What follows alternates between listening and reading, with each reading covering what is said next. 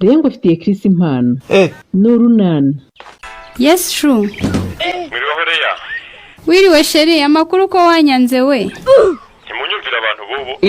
Fashe telefone yanjye kirama amayinite ndaguhamagara none ngo narakwanze. Utanyanga subaciye igihe kingana gute utamvugisha. Ntabwo nakwanga shani iminsi bayabaye yindi. Iminsi sikakubuza guhamagara umukunzi wawe. Iminsi irakubuza da. Yewe nawe wabonye icyo witwaza igihe cyose utanyitayeho impamvu ibari akazi. Nyamara ubyita urwitwazo ariko akazi mba mfite nawe wakaguha ntiwabona umwanya wo guhamagara. Ubu se ko nge nguhamagara tuvuge ko ntako ngirara cyangwa singakora neza. Reka ibyo tubire ko banze nyibwirire niba umeze neza. Shandaho ntacyo mbaye. Ejo nahuye na directeur ambwira ko wagarutse mu kazi. Naragarutse ejo n'uyu munsi nakoze da. Warakize se?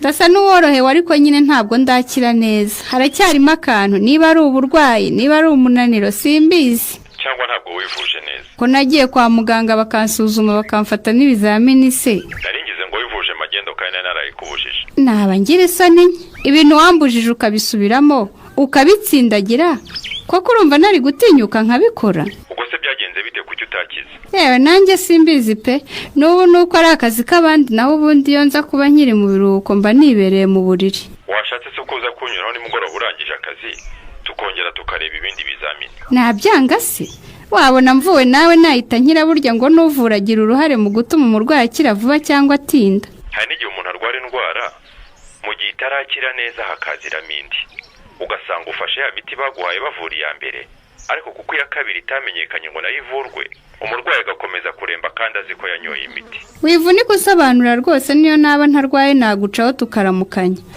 Gusa nizere ko ari wowe umvura utongera kunyohereza ku bandi baganga.